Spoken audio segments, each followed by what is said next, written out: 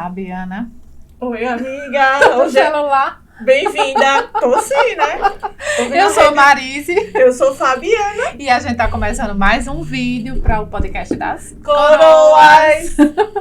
Com quem estamos hoje, Fabiana? Gente, por isso que eu tava aqui na rede social, porque a apresentação não é pouca não, Marise. Ah, é? A nossa amiga, entrevistada especial de hoje, ela é mãe, empresária, escritora, colunista, apresentadora. Comunista? Colunista, amiga. Ex-primeira-dama do estado da Paraíba, com muito orgulho. Ex-secretária de Finanças, Amanda Rodrigues. Bem-vinda! Bem-vinda, Amanda! Ô, Amanda, a gente tá muito feliz porque você tá aqui, viu? É uma honra pra gente. Eu lembro que quando eu falei contigo, eu fiquei feliz demais. Eu vou chamar a Amanda, porque a Amanda vai ser legal para nossa entrevista. Mas eu achei que por causa de agenda, que a gente vê que você realmente é muito ocupada hoje, Isso. achei que seria um pouquinho difícil. Mas aí, muito obrigada por ter vindo. Mas e aí, Amanda, a gente vê que você, hoje em dia, tem milhares de funções, né? Se desdobra para fazer apresentação, empresária, mãe, esposa, e faz mais o quê? O que é isso? Hoje em dia você se intitula como o quê? Então, meninas, é muito bom estar aqui com vocês. Eu conheço vocês de longas datas. Isso, verdade. E fiquei super feliz com o convite. E a gente sempre ajusta, sempre encontra um espaço para conversar com quem a gente gosta, né? E com quem a gente conhece há muito tempo. Eu vou fazer só uma pequena correção, Fabiana, na sua apresentação. Eu não fui primeira-dama do Estado, eu era namorada de Ricardo quando ele era governador, e eu casei com ele depois que ele saiu do Estado. Tá Tá? certo. Então, de fato, a gente realmente só viu. fazendo... Tá certo, sem problema. Não que teria nenhum problema, mas assim, só fazendo essa pequena correção. Uhum. E então, eu sempre fiz muita coisa, né? Assim, não é uma novidade para mim de ser multifunções. Vocês sabem, vocês conhecem minha história, mas talvez as pessoas não conheçam. Eu comecei a trabalhar muito cedo. Com 12 anos, eu já trabalhava na empresa dos meus pais, né? Isso. Quando você trabalha numa empresa familiar, termina que você joga ali nas 11 posições. Verdade, Né? faz de tudo, Você faz né? de tudo, exatamente. Então, isso dá uma multifacetada no teu perfil. Você termina sendo alguém, um camaleão, que ali sempre desempenha muitos papéis. E toda mulher, na essência, ela já desempenha vários papéis. Verdade. Né? Toda mulher ela já tem essa coisa de, no mínimo, fazer duas ou três, né? Fazer duas ou três atividades. Então, obviamente, eu faço muita coisa, sempre fiz, mas a gente sempre tem algumas prioridades, porque ninguém consegue abraçar, né, todo mundo, às vezes mesmo que pareça. Como vocês me apresentaram aí, eu tô hoje apresentadora do Brasil 247 e colunista. Terminei, por força das circunstâncias, escrevendo um livro que eu vou lançar agora esses dias. Ele já está prontinho, eu estou só terminando alguns ajustes. Isso, eu ia perguntar sobre isso. A gente quer muito saber do livro. Vamos falar tudo. Eu estou só terminando alguns ajustes com a editora. Então, escrever esse livro foi uma forma de reorganizar as minhas ideias, né? Escrever é sempre organizar as suas ideias e escrever sobre a sua vida, sobre coisas que eu vivi, né? E sobre coisas que a gente assistiu o Brasil inteiro viver. Então, esse livro fala de tudo isso e terminou despertando em mim, trazendo, né, de volta, resgatando de mim algo que eu fazia lá na infância, né? Quando eu tinha ali a idade de Sofia, que vocês viram agora, está com 11 anos, eu escrevia poesia. Nossa, que legal. Desde criança. Pois é, eu escrevia umas poesias e guardava ali. Eu sempre gostei muito de ler, sempre escrevi bem, e aí terminei que escrevi esse livro. Foi uma pesquisa muito profunda, é um livro que tem mais de 400 páginas, então realmente foi uma grande pesquisa. Ele também fala da vida de muitas pessoas, então tem muitas entrevistas dentro desse livro que eu fiz com outras pessoas, então que eu escrevi a partir de depoimentos de algumas pessoas, então terminou se transformando numa ampla pesquisa que ao longo dela eu fui sentindo a necessidade de incluir outras pessoas, por isso que também se estendeu um pouco, né, para que eu finalizasse esse livro. Mas assim, na essência eu escrevi o livro em 6 meses, né, só que aí como... Pouco tempo. Foi até rápido, só que Muito aí, rápido. como durante esses 6 meses eu fui sentindo a necessidade de colocar outras histórias, e eu fui conhecendo também outras pessoas, então eu terminei, por exemplo, eu entrevistei a Erenice Guerra, que foi ex-ministra, e eu convidei a Erenice para o livro, porque na entrevista com ela, eu achei que a história dela Você viu a precisava necessidade de colocá-la, exatamente. E aí, quando eu chamei a Erenice, eu já senti a necessidade de conversar com o Zé Disseu. Então, Ele também fui lá, no livro. tá no livro, chamei Zé e entrevistei Zé para o livro, porque eu já tinha entrevistado Dilma, a ex-presidente Dilma. Então, ela já estava lá no livro, ela fechava meu livro e estava faltando algumas peças. Então, terminou que, por conta, quando você depende de outras pessoas, porque para escrever a partir de um depoimento, eu tenho que depender da agenda também daquela Exato. pessoa, então eu tenho que fazer a entrevista, tenho que degravar a entrevista, tenho que escrever, tenho que devolver para a pessoa, porque é um depoimento. Então, assim, demanda um certo tempo, né? Mas, assim, a minha parte, digamos que eu fiz ali em 6 meses. E aí, além disso, eu sou empresária, né? Como eu comecei aqui falando, eu comecei nas empresas da minha família com 12 anos, com 17 eu já fui emancipada, assumi responsabilidade empresarial. Com 22, 23 anos eu decidi deixar o trabalho com meus pais e fui abrir meus próprios empreendimentos. E aí eu tenho minhas empresas que são consolidadas, então hoje eu estou um pouco afastada, né? Eu, obviamente, que acompanho relatórios, que participo de decisões, mas eu não estou ali no dia a dia, porque eu resolvi abraçar um outro mundo, né? Então, eu terminei me afastando da gestão das empresas, do dia a dia, efetivamente, das empresas, do ir todos os dias, quando eu fui ser secretária de Estado, que primeiro eu assumi a Secretaria de Empreendedorismo, depois eu acumulei a Secretaria de Finanças, eu passei cerca de 3 anos e meio ocupando essas duas funções. Então, era uma grande demanda de trabalho e que me exigia muito, uma grande responsabilidade. E eu curti muito a administração pública, a gestão pública. Trabalhar no governo de Ricardo era muito bom, era um governo muito operoso, desenvolvia muitos projetos, assim, em diversas áreas pelo Estado. Então, eu já tinha meio que essa dinâmica de fazer muita coisa. E tive a oportunidade de estar no coração do Estado, né, onde eu ali, vou dizer assim, bombeava sangue para todas as secretarias de Estado. Você era responsável exatamente por isso, por fazer as outras prosseguirem com o seu ritmo de trabalho normal. Exato. Então, terminava que eu dialogava com todos esses secretários e que eu fui aprendendo um pouquinho da política de saúde, de educação, de segurança pública, de desenvolvimento humano, a política para a mulher, tive que dialoguei com a cultura. Então, assim, dialoguei com todas as áreas do governo e para eu poder ajudar esses secretários, eu tinha que aprender um pouco a necessidade de cada um, compreender, né?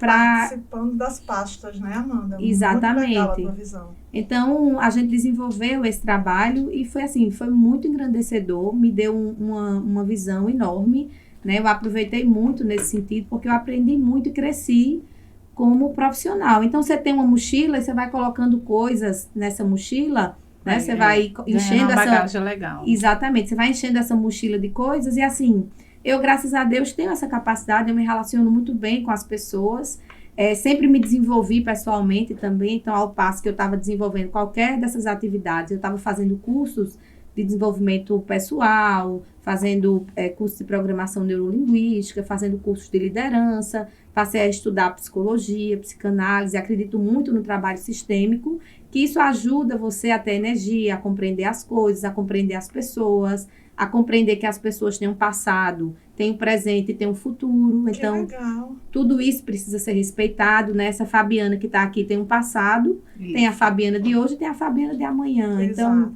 a gente precisa respeitar tudo isso, né? Precisa respeitar quem passou pela sua vida, quem está na sua vida. E aí, assim, você vai receber tudo de bom do que vem para frente, né? Então, esse conjunto todo me fez querer estudar, né? Hoje eu sou acadêmica de psicologia, estou mais ou menos na metade do curso. Me fez querer estudar psicologia e psicanálise, que eu sou apaixonada. Faço terapia com psicanalista, né? Na área de psicanálise. Minha psicóloga é psicanalista há 20 anos. Então, é algo que acompanha a minha vida. E tem muito a ver com o trabalho sistêmico, né? Porque no trabalho sistêmico a gente... Você é psicanalista hoje? Eu sou psicanalista. Assim, porque eu tenho uma formação em psicanálise e eu sou estudante de psicologia e tenho uma formação em psicanálise. Mas faz atendimento? Não faço atendimento porque eu não tenho tempo. Eu poderia fazer atendimento. Entendi. Eu poderia atender eu sou coaching também, então eu poderia atender. Você usa isso para sua vida pessoal. Isso, eu sou terapeuta sistêmica, tenho várias formações em terapia sistêmica, tenho formação em psicanálise também, então eu poderia atender. Já atendi pontualmente, às vezes eu abro até atendimento social, né? Não cobro por isso, atendo algumas pessoas. Legal. Mas eu precisaria de tempo para acompanhar. E hoje eu não tenho tempo para se dedicar a essa função, exatamente. Exatamente. Mas, Amanda, vamos voltar um pouquinho no tempo. Quando eu te chamei aqui de ex-primeira-dama, é porque a gente olha para você, já te imagina como fosse mesmo a ex-primeira-dama, porque você foi muito ligada ao governo. Você foi uma pessoa muito atuante e era incrível realmente ver uma mulher participar daquilo tudo. Mas essa parte as pessoas viam. Eu quero saber aqui, eu quero que você conte pra gente a parte que as pessoas não sabem ainda. Nem eu sei como sua amiga. Como é que começou esse namoro? Como é que desenrolou essa história? E você terminou hoje sendo a esposa do Ricardo Coutinho. Então, assim, conta pra gente. De forma bem natural, a gente se conhecia porque Sofia e Henri estudavam juntos na escola, a gente se conhecia daí. E depois o Ricardo me convidou, me chamou numa reunião, assim, rapidamente, acho que meia hora a gente conversou. E eu fiquei sendo secretária de empreendedorismo e estava ali trabalhando no governo, né? Depois de um tempo, a gente terminou, trabalhava muito perto, eu fiquei sendo secretária, fui promovida secretária de finanças. Então, eram duas pastas que estavam próximas. A gente terminou, trabalhava muito tempo junto, e aí terminou se apaixonando. O trabalho era tão apaixonante que a gente terminou se apaixonando. A gente efetivamente teve, de 2017 até 2019, aí uma caminhada, um relacionamento, onde a gente se conheceu, onde as crianças puderam se conviverem de uma forma mais próximas, né? E a gente convivia no trabalho, convivia pessoalmente, né? Nos finais de semana e etc. Mas assim, eu sempre soube separar muito bem as coisas. Ali no trabalho, a gente estava efetivamente trabalhando. Claro. Eu sempre me dediquei muito ao trabalho e sempre me coloquei muito como secretária. E eram duas pastas muito ligadas diretamente ao governo, não é isso? As duas pastas, a Secretaria de Finanças mais, né? E eu sempre me coloquei muito tecnicamente, sempre coloquei as minhas ideias, mesmo que às vezes fossem contrárias às de Ricardo ou a de qualquer secretário. Eu acho que quando você assume uma responsabilidade dessa, você tem que... Eu não era secretária para dizer o que o governador queria ouvir ou o que algum secretário queria ouvir. Eu estava ali para dar a minha opinião técnica, independente se ela ia agradar ou não qualquer pessoa, né? E eu sempre me comportei dessa forma. E às vezes era até engraçado, porque eu lembro que uma vez, um determinado assunto que a gente estava discutindo, e eu não concordava, e aí eu disse, isso aqui, a minha opinião é essa. Eu lembro que Ricardo disse, não, mas eu sou o governador e eu quero fazer isso. Eu disse, tudo bem, eu sou a secretária, você é o governador, você vai fazer do jeito que você quiser, mas a minha opinião é essa. E assim, eu sempre tive muita tranquilidade para ser dessa forma, porque eu acho que na vida é isso, tanto na vida pessoal, como na nossa vida profissional. Né? Independente da posição que a gente esteja, eu não estou aqui para agradar vocês. Eu estou aqui para a gente fazer uma entrevista e vocês vão me perguntar o que vocês quiserem e eu vou poder ter a capacidade de responder a vocês também o que eu achar e o que eu desejar.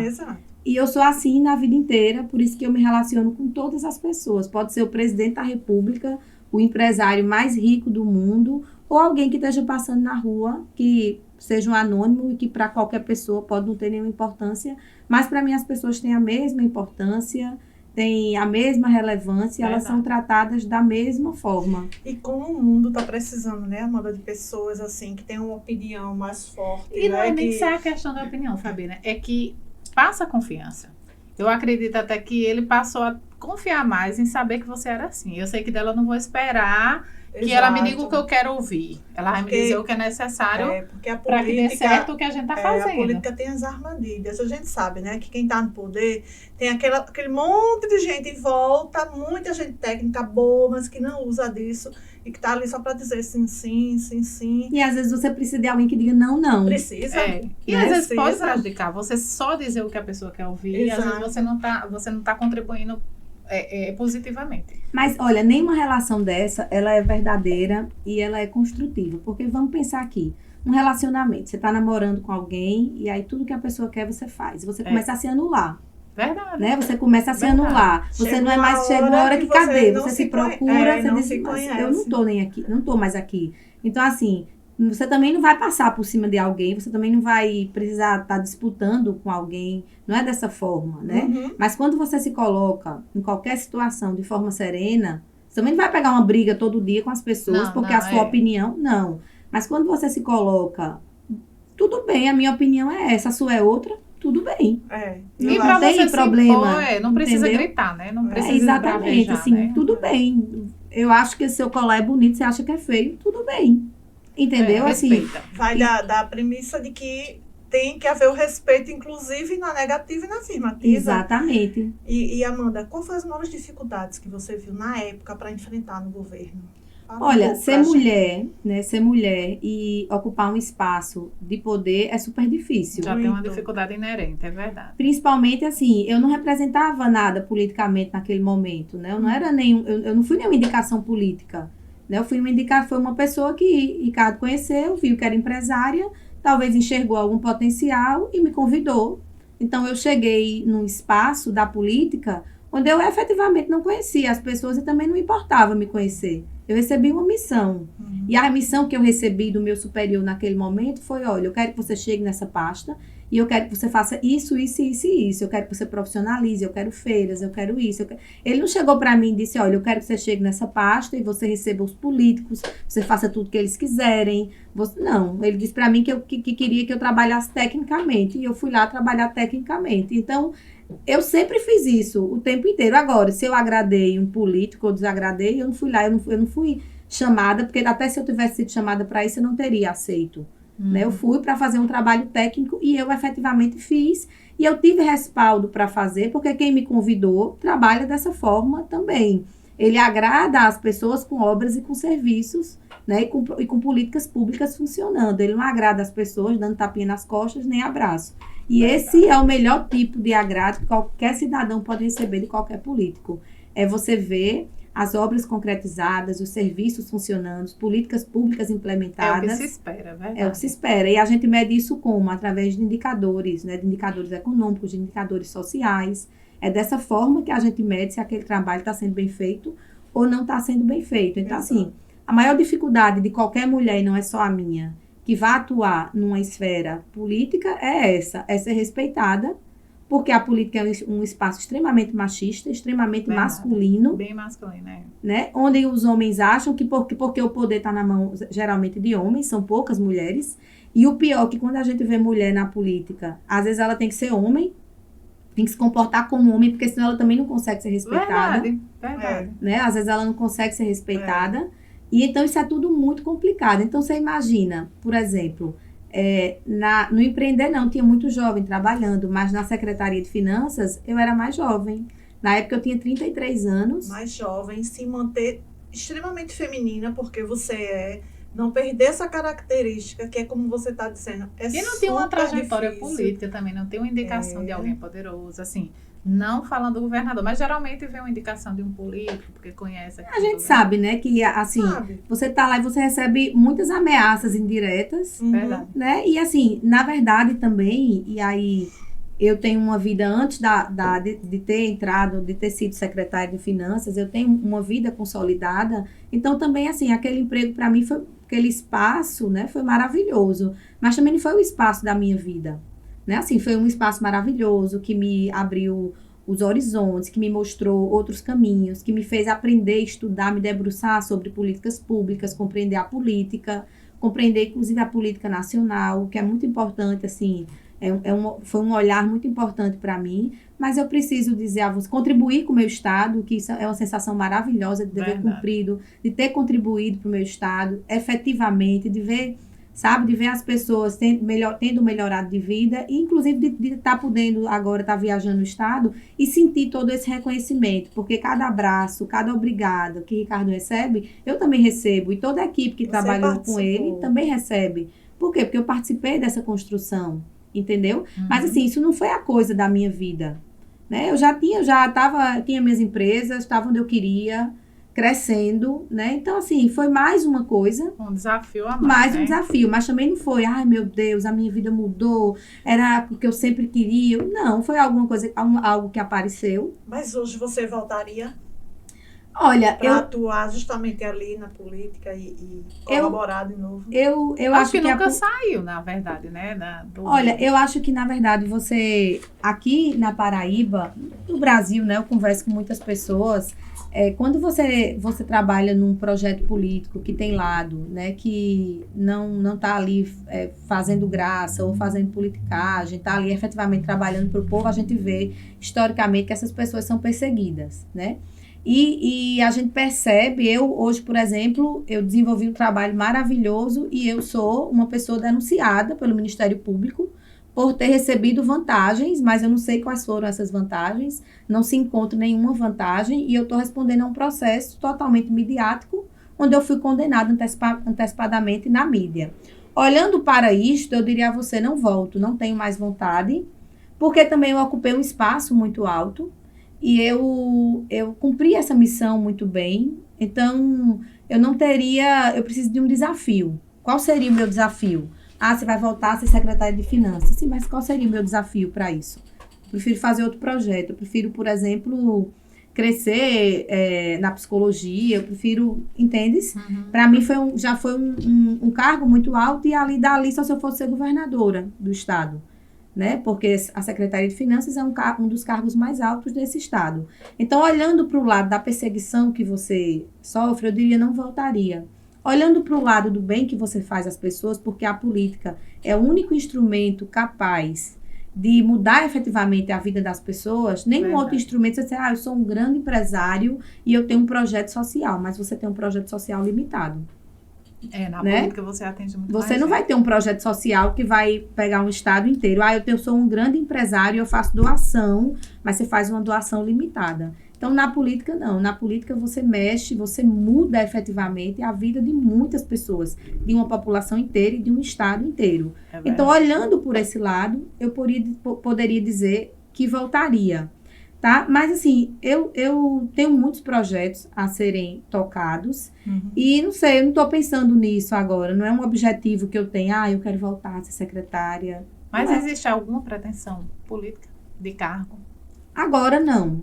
Eu gosto de política, eu falo sobre política, eu analiso política, mas eu acho que esse momento ainda não é o meu momento, né? Eu contribuo com um projeto político que eu acredito. Acho que tem muita gente boa nesse projeto político que precisa ser reeleita, que precisa voltar, que faz bem ao Estado, tá? E nesse momento também não está no meu horizonte. Meu horizonte está para outros caminhos, né? Pode ser que amanhã eu sou muito jovem, verdade, né? Eu tenho muito tempo aí pela frente, então pode ser que eu me interesse efetivamente e queira. Assim, há umas 3 campanhas já que vem crescendo uma onda muito grande de mulheres na política, de mulheres apoiarem outras mulheres na política, inclusive os homens, né? Fazendo chamamento para mais mulheres participarem. Ontem eu estava vendo aquele horário gratuito e aí falava que nós somos só 15% de mulher em toda a política do Brasil, e é pouquíssimo, isso é pouquíssimo. E você, como teve um papel de destaque, que analisa, que gosta, que acompanha, que é apoiadora, já pensou em ser política, em ter diretamente um papel, ser candidata? Não, é isso que eu estava falando. É claro que isso gera uma expectativa nas pessoas, que as pessoas pedem. É isso que eu estou falando. Esse momento agora, né, a gente está no pleito de 2022. Esse não seria o meu momento. Isso. Nesse momento, não tenho essa pretensão. Mas a vida é muito longa pela frente e eu acredito que isso é uma construção muito mais popular do que minha. Eu não posso querer ser candidata de mim mesma, né? As pessoas têm que... um grupo de pessoas teriam que acompanhar essa ideia. Não é uma coisa que, eu quero, então eu vou porque eu quero. É algo que como um pleito, né, uma eleição, você depende da votação do público, das pessoas, as pessoas têm que te apoiar, então isso teria que ser uma construção a muitas mãos. Mas também teria que partir um pouco de você, né, Amanda? Você falar assim, eu tô preparada, eu quero. Se cogitou, não foi, né? Há 2 anos. Não, as pessoas cogitaram. Acabou que lançaram teu nome, né? As pessoas cogitaram, eu nunca falei isso, as pessoas cogitaram. Então, nesse momento, hoje, nessa eleição, não é uma pretensão minha. Mas isso pode acontecer no futuro. Eu posso querer disputar na próxima eleição, eu posso querer disputar daqui a 4 anos. Exato. É uma coisa que está aí no caminho, mas hoje não está no meu radar. Mas é uma coisa que pode acontecer, né? Que eu posso desejar, que eu posso querer, como também posso não. Posso enveredar por outro caminho e decidir fazer outra coisa. Não é algo que... deixa eu ver como é que eu lhe explico melhor. Eu sou aberta para muitas possibilidades. Então, não é algo que eu esteja mirando apenas nisso. Eu faço muita coisa, posso também querer fazer isso. E aí, se eu quiser, se eu conversar com outras pessoas, se for legítimo, numa próxima legislatura, eu posso decidir abraçar.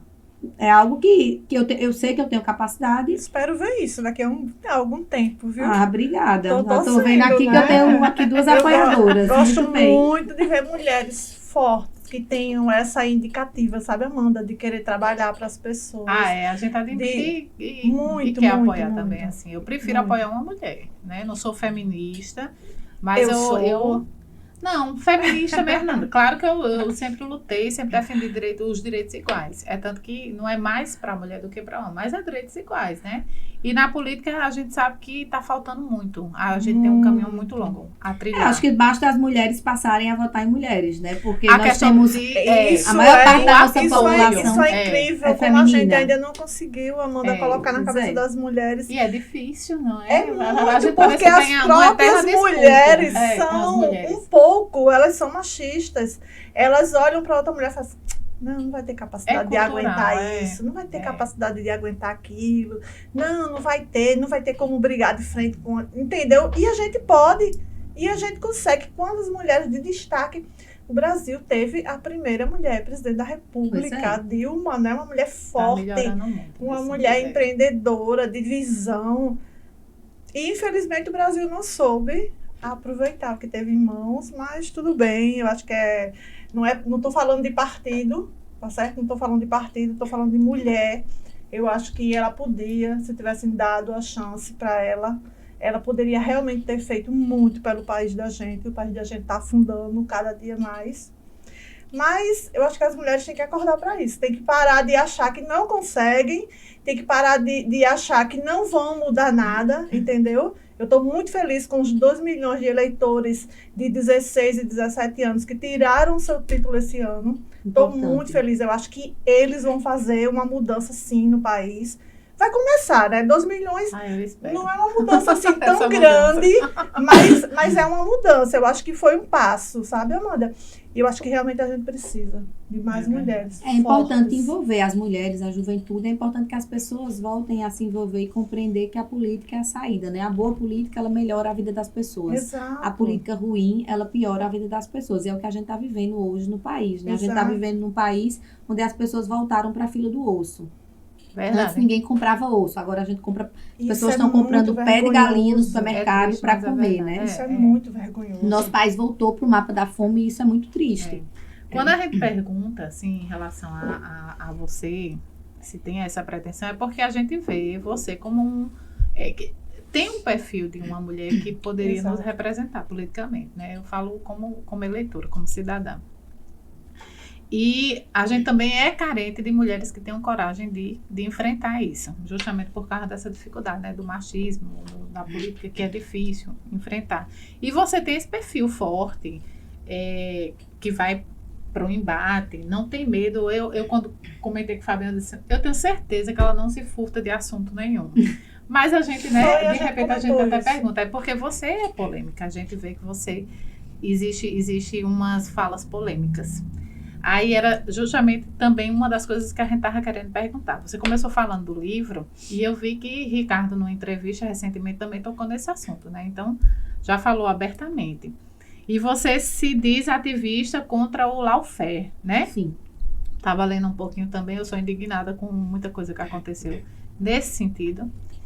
E eu acho fantástica a sua fala e a coragem em falar sobre isso. A gente está enfrentando pessoas bem difíceis atualmente, né? Que eu espero que mude, E no seu livro você também fala sobre isso. É sobre isso ou tem algo mais? Eu vi que fala sobre família, sobre o que a sua família enfrentou por causa da situação da Calvário, que Ricardo enfrentou, vocês enfrentaram junto. Aí o livro tá falando sobre isso pessoalmente, o que você enfrentou pessoalmente e faz uma... Não sei se é comparação ou analogia mesmo com o que aconteceu com a Lava Jato. Então, deixa eu explicar para vocês. A Operação Calvário e a Lava Jato, elas são operações políticas. E elas não surgiram do nada, né? A Operação Lava Jato e a Operação Calvário, elas não é uma coisa isolada. Se vocês perceberem, aí eu precisei estudar tudo isso, porque eu não sou advogada, eu sou contadora de formação. Então, precisei me debruçar e precisei estudar e compreender o que estava acontecendo. Então, o nosso país vem ali desde o Mensalão, né? Ele vem tentando criar processos midiáticos, né? Se utilizar da justiça, condenar pessoas, exatamente para derrubar o governo, naquele momento, o presidente Lula. Então, ali na época do Mensalão, ele não conseguiu atingir diretamente o Lula, mas ele atingiu muitos companheiros, inclusive o Zé Disseu, que está no meu livro.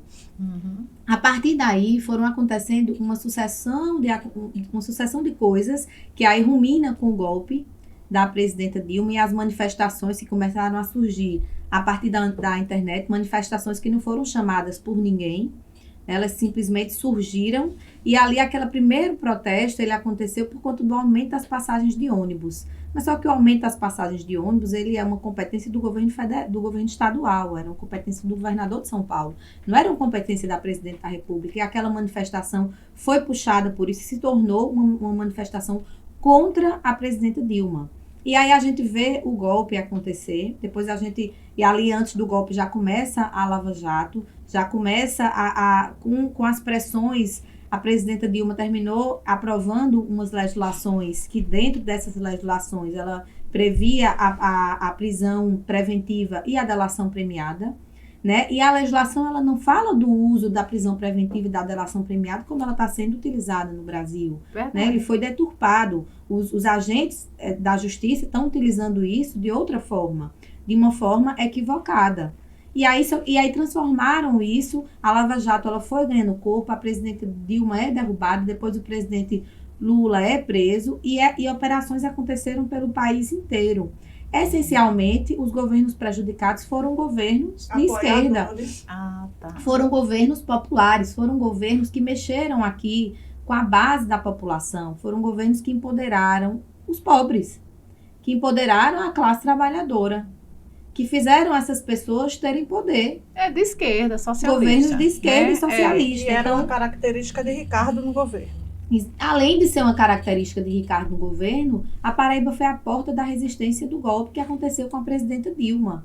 Onde foi que Dilma veio fazer uma sessão da Assembleia Legislativa com uma grande participação popular depois que já tinha sofrido o golpe? Aqui na Paraíba. Entendi. Onde foi que Lula e Dilma fizeram a inauguração popular da transposição de São Francisco, um evento que teve mais de 100 mil pessoas. Foi lindo. Na cidade de Monteiro.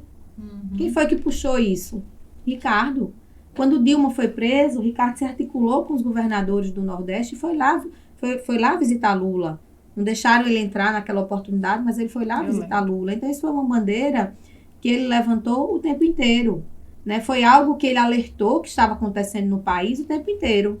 Então, obviamente, alguém aqui na Paraíba, um cara ousado, que não é oligárquico, que foi ali vereador, deputado, prefeito, governador, que não vem de uma família oligárquica. Cadê o familiar de Ricardo na política? Ele poderia, como vários colocaram seus filhos, tal pai, a mãe, o filho, o sogro, a sogra.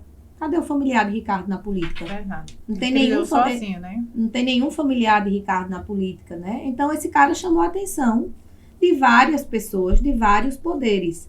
E aí, para eu falar da Operação Calvário, eu não posso só falar dela. Eu preciso falar de todo esse contexto. Então, o meu livro, ele traz uma análise do que aconteceu com o país, desde ali da época do Mensalão, passa pela Operação Calvário, né, e chega aos dias atuais. E aí, dentro do meu livro, tem o depoimento de outras pessoas que passaram pela Operação Calvário, por outras operações que aconteceram aqui na Paraíba, que aconteceram no país. E aí eu tenho uma fala também de alguns profissionais da área de direito, como Lênio Streck, que é um jurista nacionalmente conhecido, Maria Luísa, que é daqui da Paraíba, mas também é uma jurista internacionalmente conhecida, Agassiz de Almeida. Tenho também uma doutora em letramento midiático, que é Eliara Santana, que também tem um depoimento no livro. 2 ex-ministros, que é Erenice Guerra e Zé Disseu, e a ex-presidenta Dilma.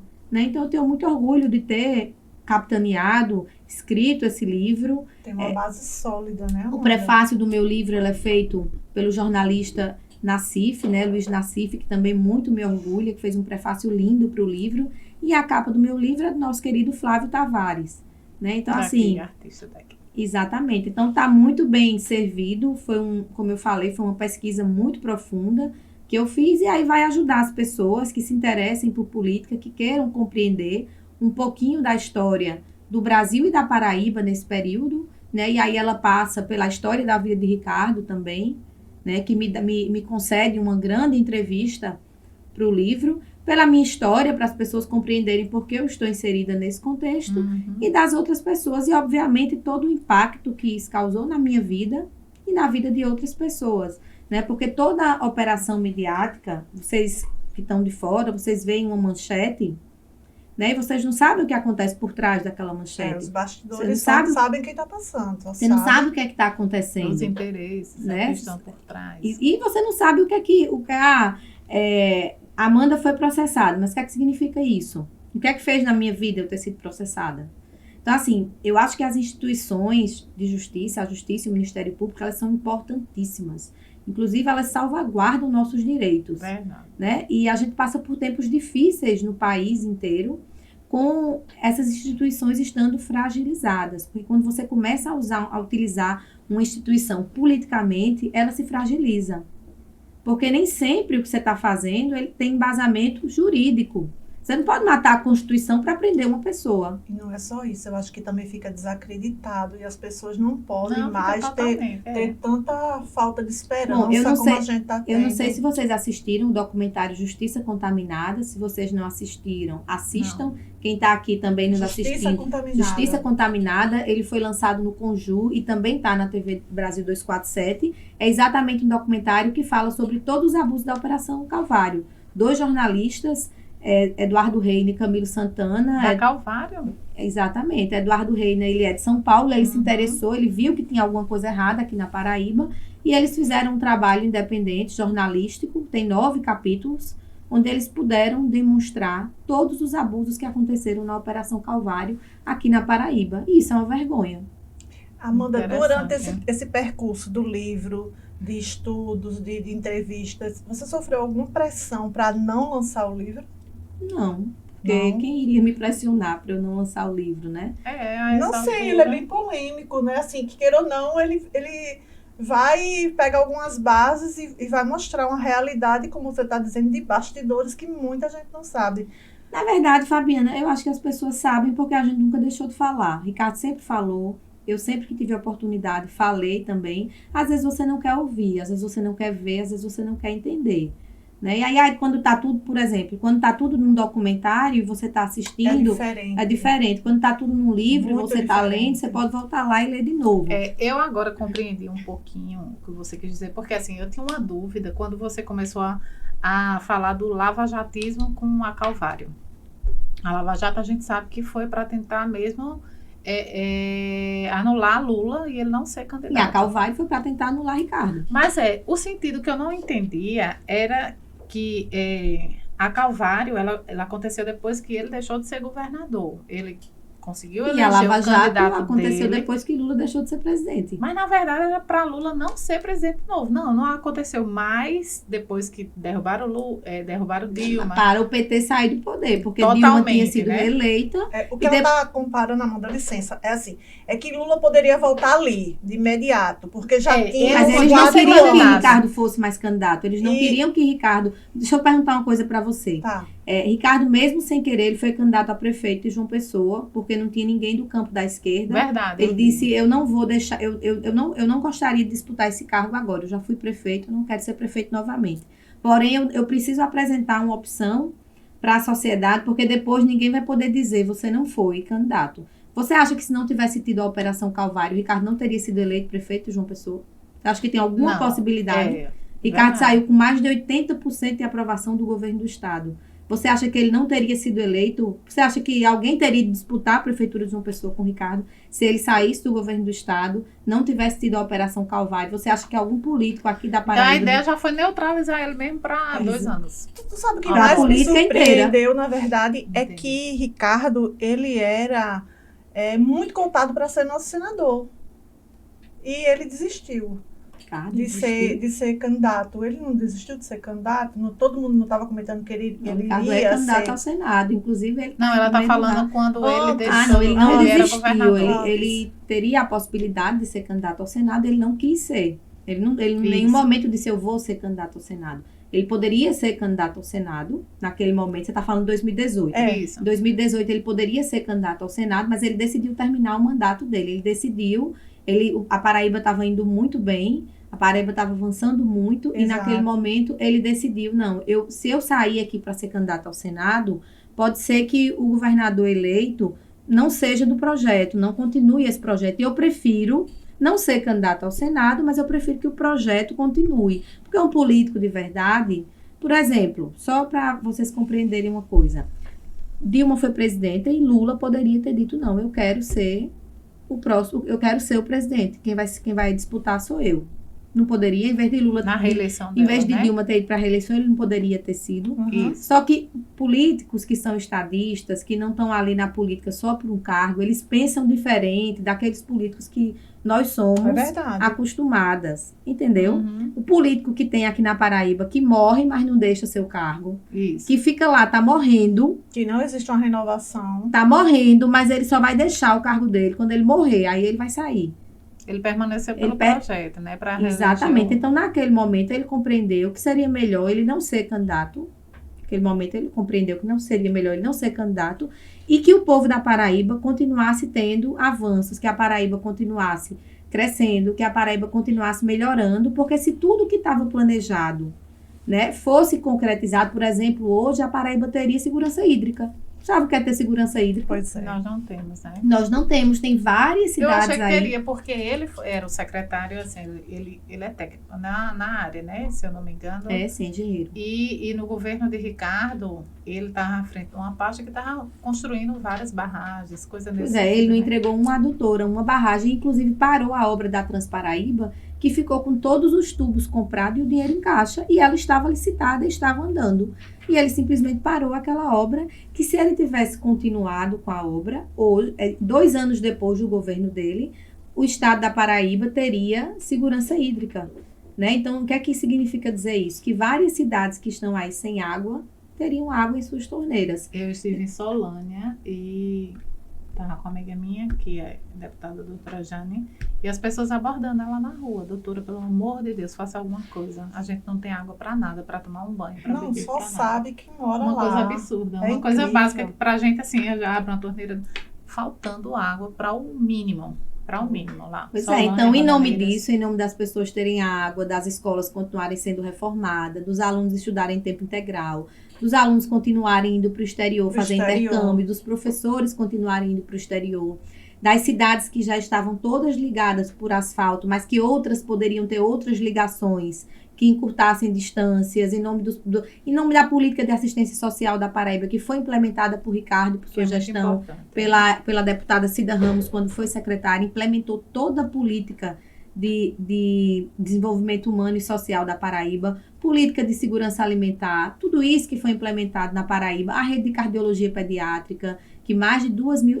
Esses dias eu estava em Guarabira com o Ricardo e tinha uma criança lá, Abner, que foi cirurgiado do coração com o círculo do coração, que ia fazer o atendimento às crianças na cidade. Então, Você postou no Instagram, se eu não me engano. exato, a vida dele foi salva por conta de uma política pública implementada por Ricardo, que hoje foi destruída.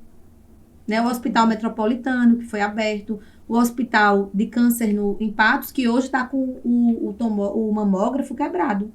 Há mais de um ano, o mamógrafo está quebrado. O Centro de Reabilitação de Souza, que Ricardo inaugurou, que seria a FUNAD do Sertão, não foi mais equipada, não aumentaram-se os equipamentos, não fizeram a ampliação necessária. Né? Para vocês terem uma ideia, Ricardo construiu 27.000 cisternas. João fez 111. Não, é indiscutível Então, que ele assim, foi em nome da Paraíba continuar grande avançando, ele disse, não sou eu que preciso de um cargo, a Paraíba precisa continuar avançando. E isso surpreendeu demais, Amanda, porque era certo que ele seria o senador do estado, entendeu?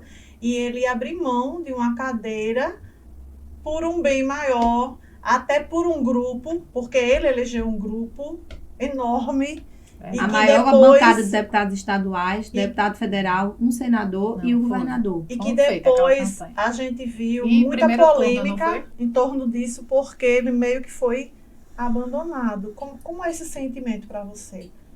Olha, na verdade, João Azevedo traiu o Ricardo, né? Ele foi traído.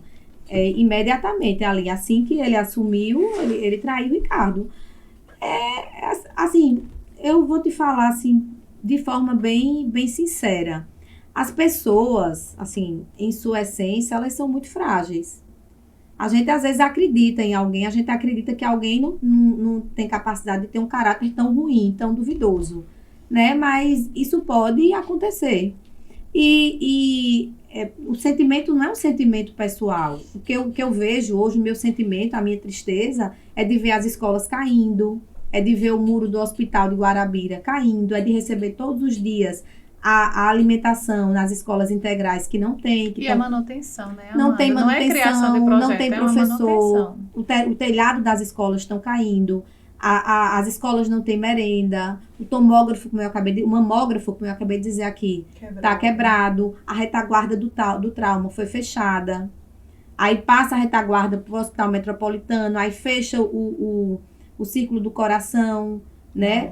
Então, esse sentimento é muito ruim, de você ter trabalhado tanto e ver tudo sendo desfeito. E é pior ainda ver o que as pessoas estão passando, né? Pior ainda é ver o que as pessoas estão passando, dizer, poxa, essas pessoas não precisavam estar passando por isso. Então, isso é muito mais do que uma traição pessoal.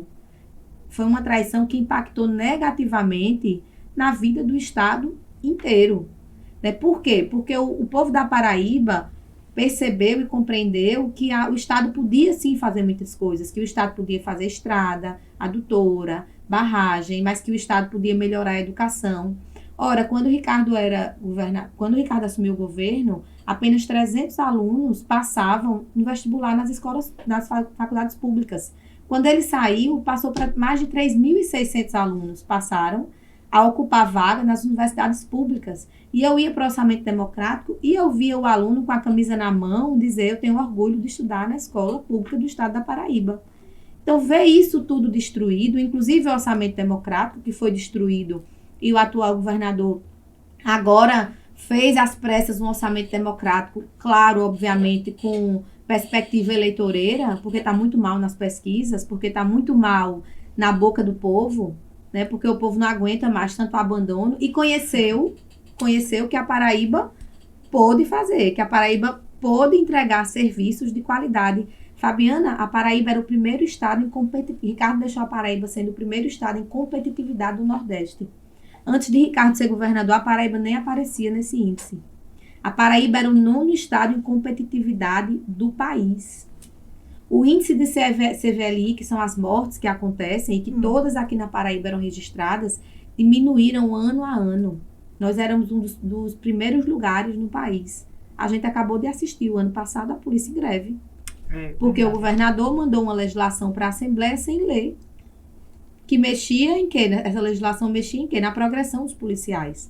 Então deixou lá, não vou conversar com vocês, vou conversar com vocês depois. E aconteceu todo aquele tumulto que prejudicou a vida de quem?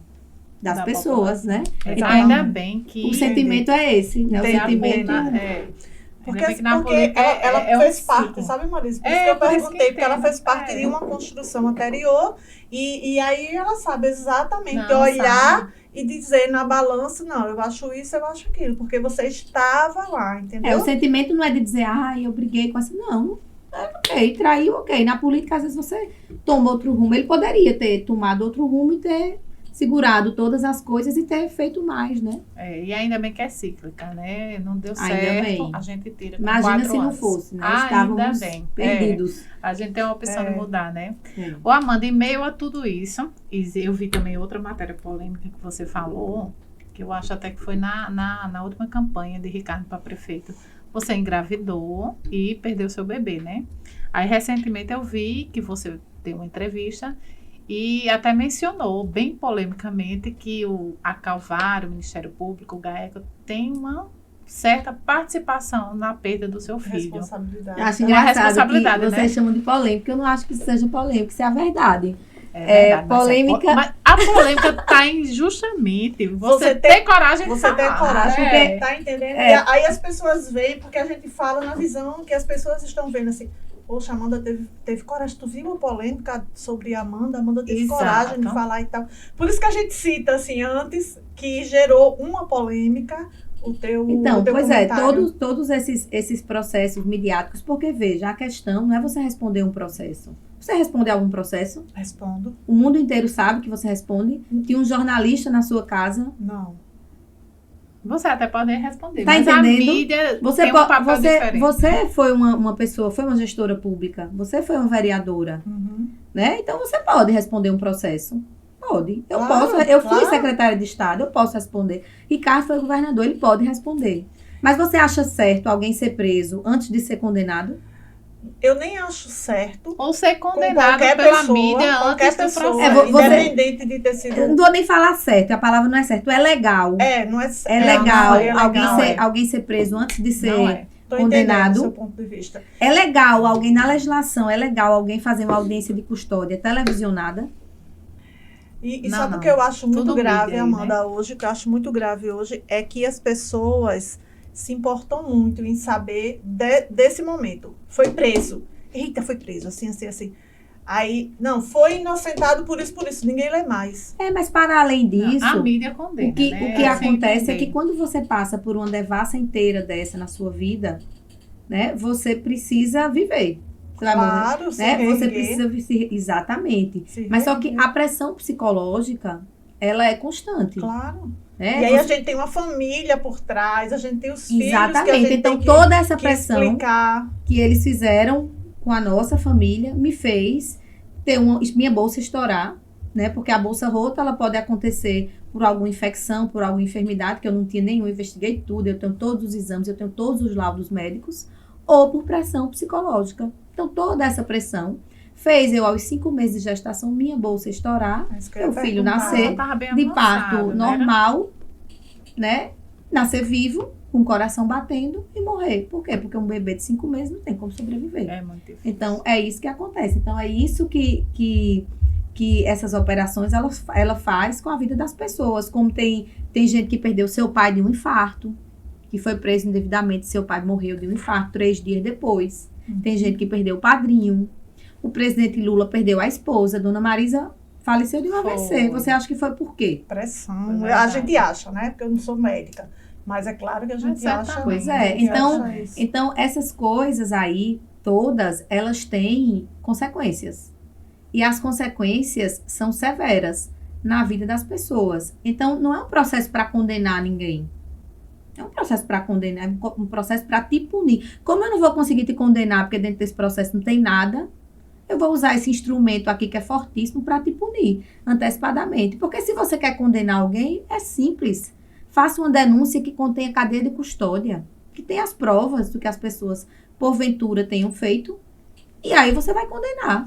E julgue o processo. Pressionar também para ver se a pessoa desiste mesmo, sai do cenário. Exatamente. Né? Então, o que é que você acha de uma operação que fez isso tudo e passado todos esses anos, ninguém foi ouvido? Ainda não, né? Pois é. Não, eu costumo dizer, eu convivo com muita gente de extrema direita, que eu nem discuto. Resolvi não discutir. E eu não sou extremista, nem para um lado nem para o outro. Mas, assim, quem tem um mínimo de conhecimento jurídico sabe que houve um golpe na época de Dilma, sabe da injustiça da prisão.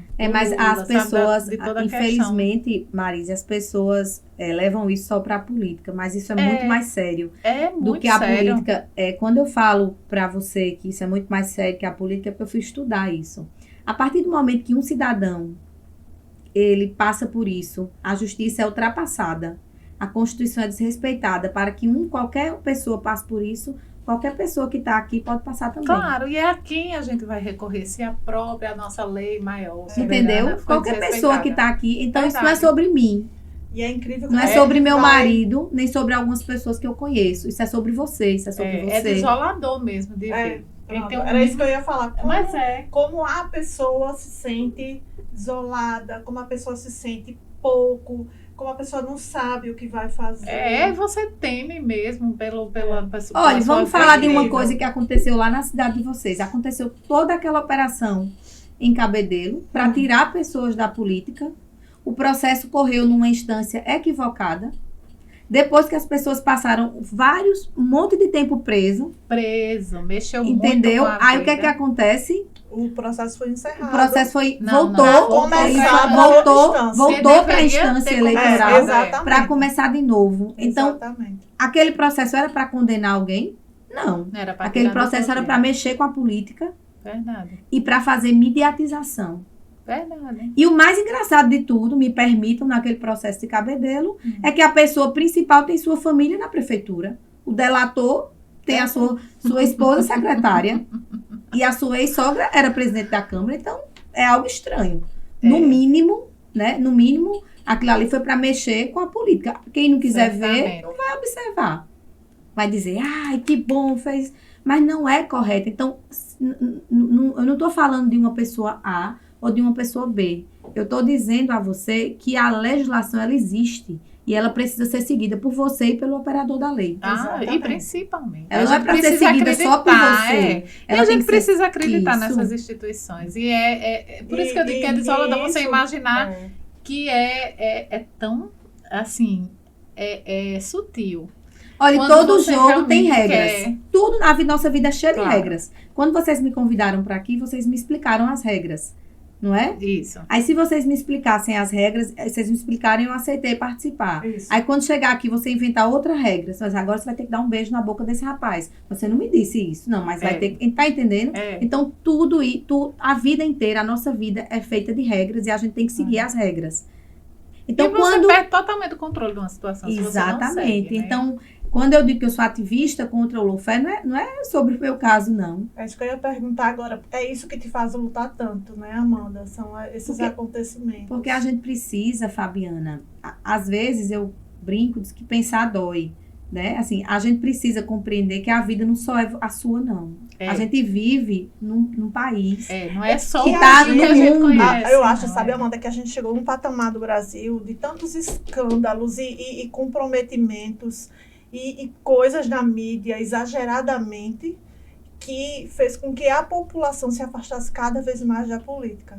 Mas isso aconteceu exatamente para que a população se afastasse da política. E aí a população fica olhando e acha que o político é um alienígena totalmente diferenciado, que pode tudo, que faz tudo, que consegue tudo. Você acha que se a nossa população tivesse próxima da política, ela tinha elegido Bolsonaro?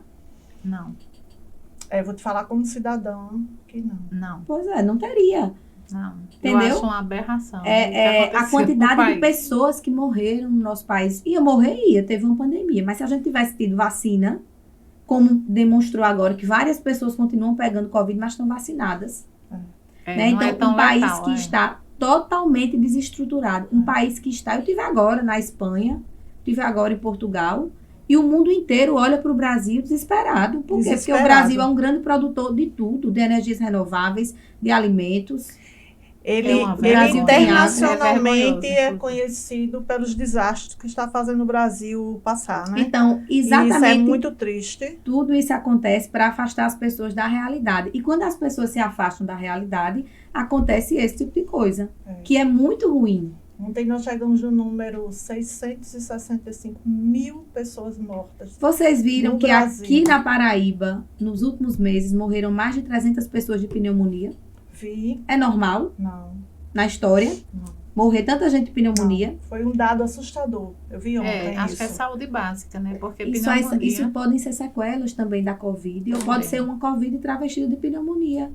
Mas eu conheço várias pessoas que estão com problemas de memorização, várias outras coisas que existe ainda hoje são no país da doença. Surto de problema cardíaco. E a nossa luta decorrente da Covid. E a nossa luta foi brigando para conseguir a vacina, só isso. A gente nem brigou por estudos, a gente nem brigou pelas sequelas, a gente só queria uma vacina. E tantas pessoas levantam a bandeira hoje e falam, não se vacine não, vai matar. Mas por quê? Porque a fala de um presidente da República, por mais idiota que ele seja, ele é o presidente da República. Claro, é importante. Então tem pessoas, é o nome no Brasil. Tem pessoas que se norteiam por isso, né? Infelizmente. Então tudo isso aconteceu porque as pessoas se afastaram da política e as pessoas precisam retornar, né? E analisar as coisas tecnicamente, né? Claro. Observar os dados, procurar conhecer, não é falar qualquer coisa. Isso. Entendeu? E é tão importante a questão do líder, porque assim, a gente vê mesmo que o perfil do líder, seja ele qual for, ele se verticaliza. Você vê muito que ele está ali e o quanto pessoas do perfil dele se manifestam hoje, coisa que a gente não vê. Eu, sinceramente, eu achava que não existia tanto idiota no mundo, no Brasil, principalmente. E saíram da caixinha a partir do momento que um líder se manifestou. Porque aí passa a ser...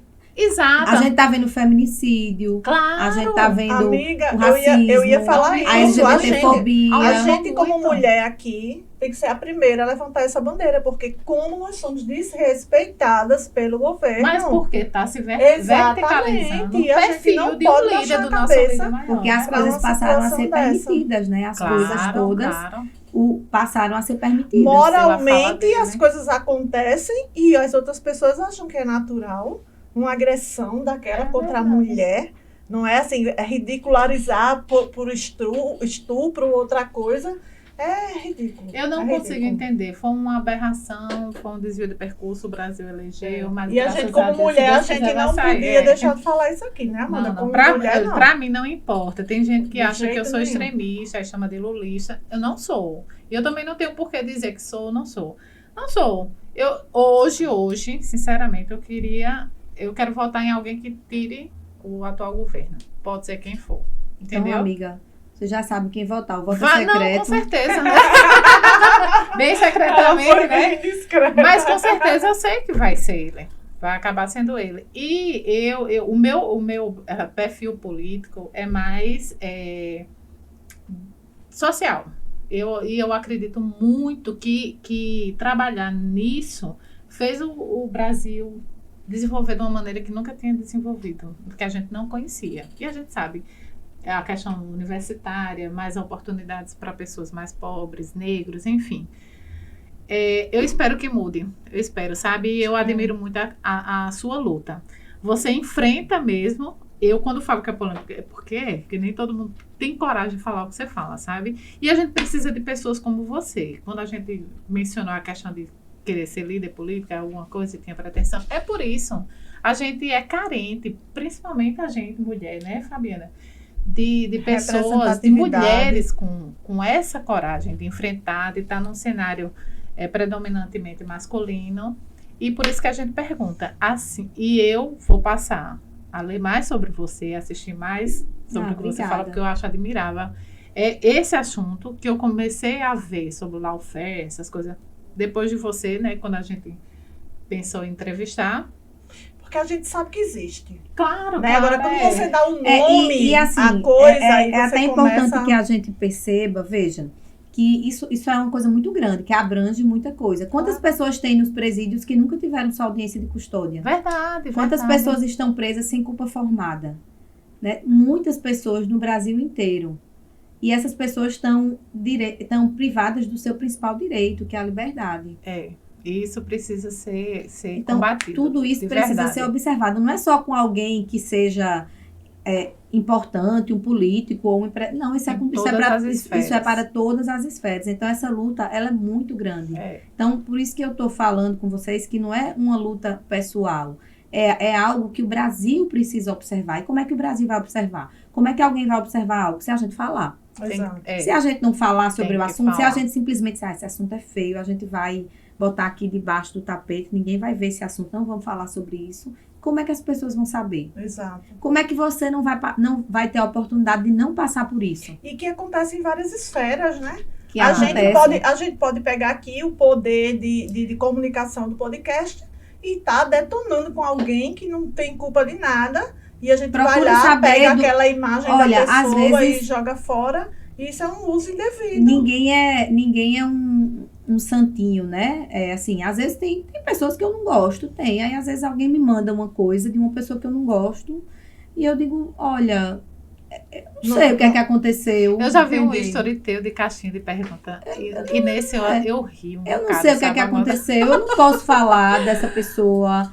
As pessoas provocam, né? Eu não vou falar porque eu não gosto de alguém, entendeu? Eu posso falar de Fabiana porque eu convivi com Fabiana. Eu tive uma história com Fabiana e eu tenho eu posso falar de Fabiana, se eu vivi com Fabiana, se eu tive uma história com ela, eu posso dizer a minha opinião da história que eu tive com Fabiana. Claro. Só que a minha opinião da história que eu tive com Fabiana, nem sempre ela é a minha verdade sobre a história que eu tive com Fabiana. É o que você conheceu. É que quando eu falo de polêmica, assim, às vezes a gente fala de alguém por falar.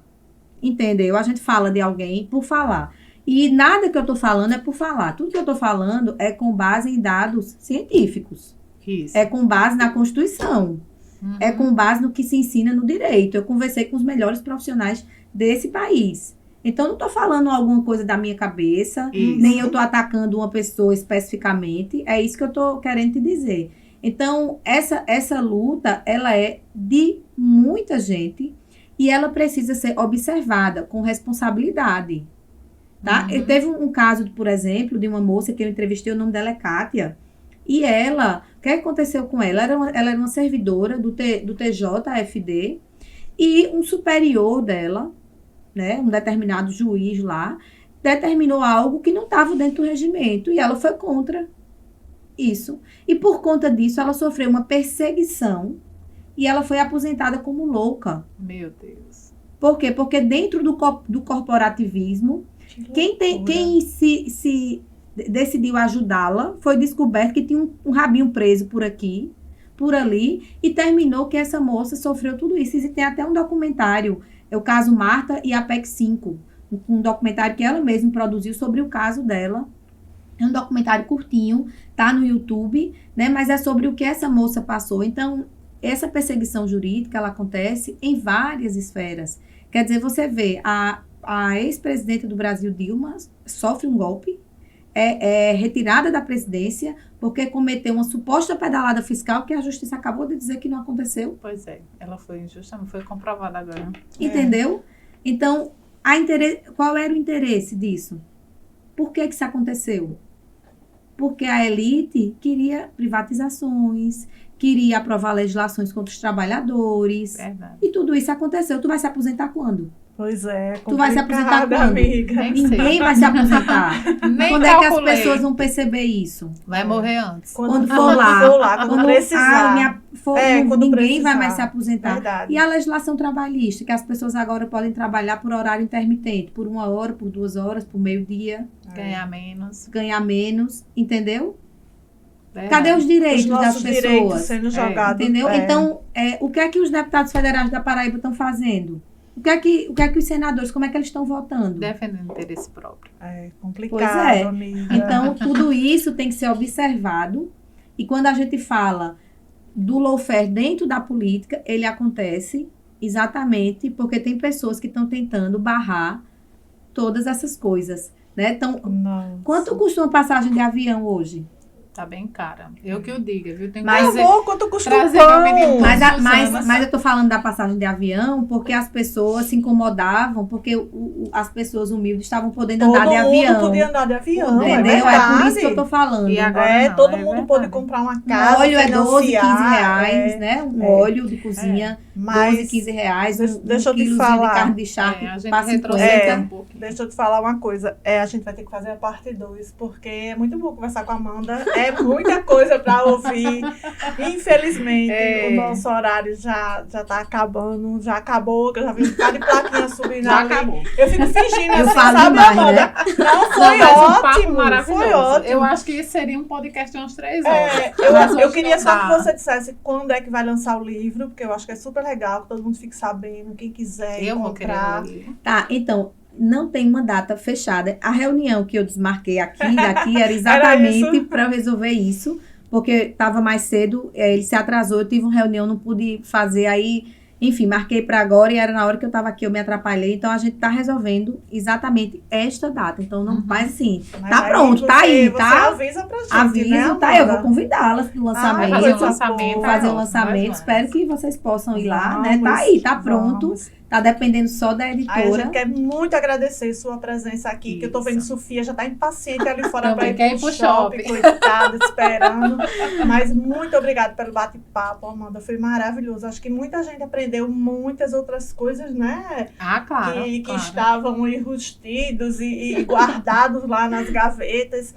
Assim, foi maravilhoso. Acho que a gente vai ter outra oportunidade, até depois do livro, né, Marisa? É. Depois que a gente lê o Amanda livro, a gente pode escritora. chamar você É. aqui para conversar um pouco a respeito do livro. Se você topar, a gente vê aí sua agenda daqui a um tempo e a gente Vamos traz de embora, novo, será um tá bom? prazer. E parabéns pela iniciativa de vocês. Obrigada. Continuem aí se descobrindo comunicadoras, né? Continuem mulheres fortes também, empoderadas, e sucesso para vocês. Muito Foi muito bom obrigada. estar aqui com vocês, conversando. Lembrando também, quem quiser seguir a Amanda, né? Amanda Rodrigues BB no Instagram, conhecer um Isso. pouquinho mais da sua história. Você coloca muita coisa aqui, é muito interessante de ver Dá uma também. olhadinha no canal lá. Que O ela é nosso apresentadora. podcast das Coroas também. Inscrevam-se no canal do YouTube Podcast. É tudo Podcast das Coroas. YouTube, Facebook, Instagram. Tudo Podcast das Coroas. E se você gostou da entrevista, vai lá, dá um like, Dá um pra like, gente, se né, Amanda? inscreve, é. Exatamente. Dá um Vê, like, vê assim um participa. bocado de horas de YouTube também. Ela